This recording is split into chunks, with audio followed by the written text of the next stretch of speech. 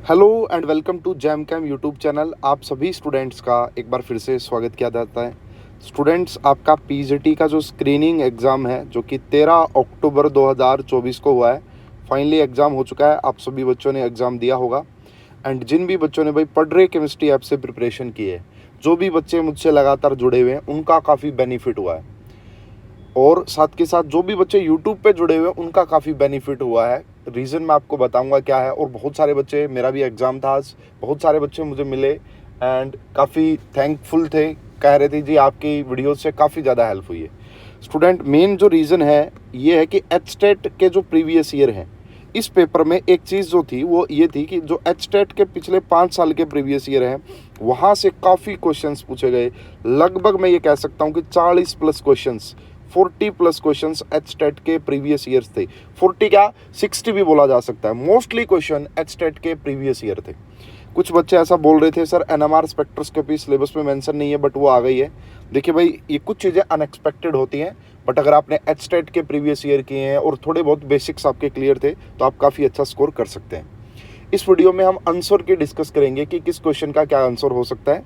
ये सेट ए है, किसी स्टूडेंट का है भाई, है ना। तो ये सेट ए है, किसी स्टूडेंट का है, ठीक है। तो यहाँ पे मैं टिक करूँगा। आप कोई भी कोड के हों, क्वेश्चन सेम रहते हैं, आप मैच कर लीजिएगा। मोस्टली क्वेश्चंस के आंसर की सही है। अगर मुझे बाद में लगता है कि एक दो क्वेश्चन का आंसर चेंज होगा, तो वो मैं कमेंट बॉक्स में आपका पिन कर दूंगा, ठीक है। तो देखिए भाई, पहला क्वेश्चन, स्ट्रॉन्गेस्ट एसिड, सिर्फ आंसर की बता रहा हूँ मैं, सॉल्यूशन आप भी नहीं देखना चाह रहे होंगे।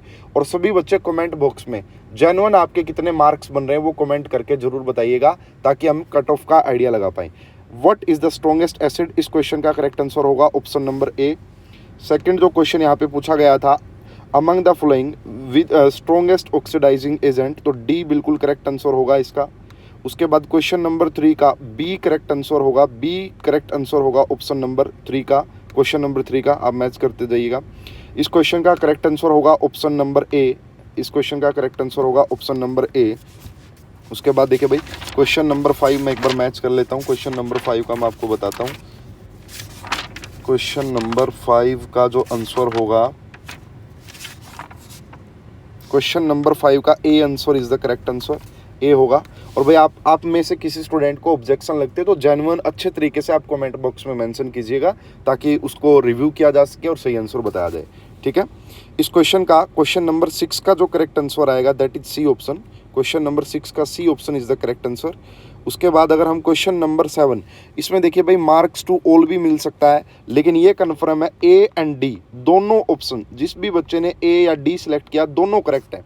ए या डी, मार्क्स टू ऑल भी मिल सकता है इसका, लेकिन मेरे हिसाब से ए एंड डी दोनों करेक्ट है। आइसो इलेक्ट्रॉनिक, आइसो स्ट्रक्चरल पूछा था, ए एंड डी दोनों करेक्ट है। उसके बाद इस क्वेश्चन का करेक्ट आंसर, क्वेश्चन नंबर 8 का करेक्ट आंसर आएगा बी, बिल्कुल सही है, ये B is the correct answer. इस क्वेश्चन का जो क्वेश्चन नंबर 9 है, इसका करेक्ट आंसर आएगा option number A. Option number A is the correct answer. उसके बाद देखिए भाई, यहाँ पे D is the correct answer. Question number 10 का D is the correct answer. Question number 11 का जो आएगा बी आएगा, B, B is the correct answer. Question number 11 का B is the correct answer, ठीक है। क्वेश्चन नंबर 12 का जो आएगा C is the correct answer. Question number 12 का सी होगा, सॉरी, क्वेश्चन नंबर 12 का सी होगा। क्वेश्चन नंबर अगर 13 की बात करते हैं, तो आपसे पूछा गया है कि कौन सा यहाँ पे H2SO4 ऑक्सीडाइजिंग एजेंट, तो बिल्कुल सही है भाई इसका आंसर। बाकी मैं एक बार वेरीफाई करके और फिर आपको साथ के साथ बता देता हूँ। क्वेश्चन नंबर अगर हम बात करते हैं यहाँ पे, क्वेश्चन नंबर 13 का मेरे हिसाब से बी करेक्ट आंसर होना चाहिए। क्वेश्चन नंबर 13 का बी ऑक्सीडाइजिंग एजेंट के तौर पे काम कर रहा है। ऑक्सीडाइजिंग एजेंट यानी कि खुद का रिडक्शन हो रहा है, किसी दूसरे को ऑक्सीडाइज कराना, तो यहाँ पे H-1 जो है वो 0 में जा रहा है, तो मेरे हिसाब से इसका B is the correct answer हो सकता है। बाकी इसको क्रॉस चेक कर लेंगे, B is the correct answer. Question number जो 14 है, क्वेश्चन नंबर 14 का बिल्कुल B is the correct answer होगा क्वेश्चन नंबर 14 का। क्वेश्चन नंबर 15 जो है, ये एचटेट का प्रीवियस ईयर है, इसका C is the correct answer. Question number 15 का C is the correct answer, HTET का प्रीवियस ईयर है, ठीक है। क्वेश्चन नंबर 16 बिल्कुल एचटेट का प्रीवियस ईयर है, C is the correct answer होगा 16 का भी। उसके बाद क्वेश्चन नंबर 17 जो है, इसका जो करेक्ट आंसर होगा D is the correct answer. Question number 18 भाई, ये 2 बार रिपीट किया गया था, इसका करेक्ट आंसर आएगा सी। यहाँ पे नंबर ऑफ आयंस पूछे थे, तो C is the correct answer. Number of nodal, C is the correct answer, बिल्कुल सही है, C is the correct answer. Allotropic form HTET का प्रीवियस ईयर है same to same, A is the correct answer. 20 का A आएगा भाई, A is the correct answer. 21 का A is the correct answer, कायो ए जो है A is the correct answer 21 का। उसके बाद 22 का जो है 22 का C is the correct answer, HTET का प्रीवियस ईयर है, 22 का C is the correct answer. उसके बाद 23 का जो आएगा 23 का C is the correct answer, HTET का प्रीवियस ईयर है, आपको मिल जाएगा। 24 का जो आएगा करेक्ट आंसर जो आएगा B is the correct answer, 24 का B is the correct answer. उसके बाद 25 की बात करते हैं, एन ओ का जो बॉन्ड ऑर्डर होगा C is the correct answer, बिल्कुल सही है। मोनोमर ऑफ ग्लाइप्टल जो आएगा आपका C is the correct answer, ठीक है। यहाँ पे आपसे step polymerization B is the correct answer, condensation reaction is the correct answer. यहाँ पे 28 का जो आएगा D is the correct answer, 28 का। भाई क्वेश्चन नंबर 29 का मुझे क्लियर नहीं है आंसर की क्या होगा, तो इसको आप देख लीजिएगा, आप खुद चेक कर लीजिएगा। और मुझे लग रहा है कि ये क्वेश्चन भी शायद कहीं ना कहीं से इनकम्प्लीट है। तो क्वेश्चन नंबर 29 का मुझे नहीं पता है, किसी स्टूडेंट को अगर रेफरेंस बुक का पता हो पेज नंबर मेंशन कर दीजिएगा, मैं कमेंट बॉक्स में पिन कर दूंगा, चेक करके अगर मुझे सही लगा तो। उसके बाद बात करते हैं क्वेश्चन नंबर जो 30 है, क्वेश्चन नंबर 30 का A is the correct answer, question number 30 का ए करेक्ट आंसर आएगा। यहाँ पे आपसे पूछा गया है यस 31 का B is the correct answer, 31 का B is the correct answer. उसके बाद इन दोनों की रिएक्शन करवाएंगे, एचटेट का previous year C is the correct answer, HTET के प्रीवियस ईयर में सी गिवन इसका आंसर। 33 का A is the correct answer, option number first is the correct answer आएगा 33 का। 34 की अगर हम बात करते हैं, 34 का C is the correct answer, 34 का। यहाँ पे आपसे पूछा था कि डायास्टीरियोमर्स इनकी जो फिजिकल प्रॉपर्टीज होती है वो अलग होती है, तो 34 का C is the correct answer. 35 HTET का प्रीवियस ईयर है, C is the correct answer, C is the correct answer. उसके बाद 36 का C is the correct answer, gluconic acid is the correct answer, 36 का C is the correct answer, ठीक है। 37 की अगर बात करते हैं, D is the correct answer, C F C जो है D is the correct answer. 38 का एचटेट का प्रीवियस ईयर है, same to same copy paste, B is the correct answer, इसका B is the correct answer आएगा। 39 का B is the correct answer, imine is the correct answer. उसके बाद अगर हम बात करते हैं 40 का, तो 40 का D is the correct answer, 40 का डी होगा भाई। 41 का जो है 41 का सी होगा, 41 का सी होगा। उसके बाद 42 का B is the correct answer आएगा भाई, 42 का बी होगा करेक्ट। उसके बाद अगर 43 की बात करते हैं, एचटेट का previous year, D is the correct answer, D आएगा इसका करेक्ट आंसर। 44 का D is the correct answer, 44 का बी डी होगा भाई करेक्ट आंसर, ठीक है। 45 का B is the correct answer, NMR spectroscopy का है, B is the correct answer 45 का। उसके बाद बात करते हैं भाई, यहाँ पे देखिएगा इथाइलिन ग्लाइकोल, तो इसका ए इज द करेक्ट आंसर, इसका ए आएगा करेक्ट आंसर। भाई देखो ये जो आंसर की मैं बना रहा हूँ बिल्कुल थोड़ा सा बहुत जल्दबाजी में बना रहा हूँ, हो सकता है कुछ क्वेश्चंस मैंने ध्यान से चेक ना किए हों। अगर किसी क्वेश्चन का आपको आंसर रॉन्ग लगता है, गलत लगता है, तो आप अच्छे से कमेंट करके मुझे बता सकते हैं, ताकि मैं रिव्यू करके कमेंट बॉक्स में पिन जरूर कर दूंगा जिनको भी मुझे लगेगा। तो भाई थोड़ा सा ध्यान से, ज़्यादा मतलब सही तरीके से आप लिखिएगा कमेंट बॉक्स में। तो 47 का B is the correct answer भाई, 47 का बी होगा। उसके बाद देखिएगा भाई 48 का B is the correct answer, HTET का प्रीवियस ईयर है, ये भी बी होगा। 49 का जो आएगा, 49 का जो आएगा आपका, एक मिनट रुकिएगा, A is the correct answer. 49 का A is the correct answer, ठीक है। 50 का C is the correct answer, 50 का C is the correct answer. यहाँ पे 51 का B is the correct answer, nuclear fusion is the correct answer. उसके बाद अगर हम बात करते हैं 41 की कि इनमें से कौन सा शो नहीं करेगा, तो A is the correct answer, 52 का ए आएगा करेक्ट आंसर। 53 का A is the correct answer, 53 का ए आएगा। 54 का B is the correct answer, 54 का B is the correct answer. उसके बाद 55 का ए आएगा, 55 का A is the correct answer, 55 का A is the correct answer. 56 का जो होगा, 56 का B is the correct answer, 56 का B is the correct answer. Boron कौन सा कंपाउंड नहीं बनाएगा, तो B is the correct answer, 57 का बी होगा भाई। 58 का डी होगा, बिल्कुल सही है ये, 58 का डी होगा। और ये क्वेश्चन अगेन रिपीट हो गया, 59 का सी होगा, 59 का सी होगा। उसके बाद क्वेश्चन नंबर अगर हम 60 की बात करते हैं, तो क्वेश्चन नंबर 60 का जो करेक्ट आंसर आएगा, एक मिनट रुकिएगा भाई, मैं चेक करके आपको बता देता हूँ। क्वेश्चन नंबर 60, एक मिनट रुकिएगा, एक बार इसको क्रॉस चेक कर लेते हैं। क्वेश्चन नंबर 60, क्वेश्चन नंबर 60 का, क्वेश्चन नंबर 60 का B is the correct answer, question number 60 का B is the correct answer, ठीक है। क्वेश्चन नंबर 61 का होगा भाई सी, बिल्कुल सही है। क्वेश्चन नंबर डी का सी होगा भाई। क्वेश्चन नंबर ये जो 62 देख रहे हो आप, क्वेश्चन नंबर 62 का सी होगा। ये एच स्टेट में आया था और एच स्टेट में इसका आंसर डी दिया गया था, बट मैंने, अगर आपने सॉल्यूशन ध्यान से देखा तो मैंने चेक करके बताया था, और 62 का C is the correct answer. ठीक है, 63 का भी सी होगा भाई, 63 का सी होगा, 63 का भी ये होगा। ये क्वेश्चन जाएगा MTA, मार्क्स टू ऑल। वैसे तो भाई ये जो क्वेश्चन है ये भी एच टेट का प्रीवियस ईयर है, और इसका जो करेक्ट आंसर आना था ना वो बी आना था, लेकिन यहाँ पे भाई पूरा जो कंपाउंड है वो मेंशन ही नहीं है। मेरे पास इस क्वेश्चन का स्क्रीनशॉट भी अवेलेबल है। तो ये क्वेश्चन है आपका मार्क्स टू ऑल, सभी को मार्क्स मिलेंगे। यहाँ पे मिस्टेक है इस क्वेश्चन में, तो marks to all is the correct answer इसका। ठीक है, हालांकि यहाँ पे जो बनता ना बेसिकली ये कुछ इस टाइप का कंपाउंड होता कि ये आपके पास कंपाउंड है, यहाँ पे CH2 और यहाँ पे Br, इस टाइप का कंपाउंड है, यहाँ पे CN लगता और आपका फिनाइल इथेनोइक एसिड आंसर बनता। बट फिलहाल यहाँ पे क्वेश्चन इनकम्प्लीट है, तो मार्क्स टू ऑल, 64 का मार्क्स टू ऑल।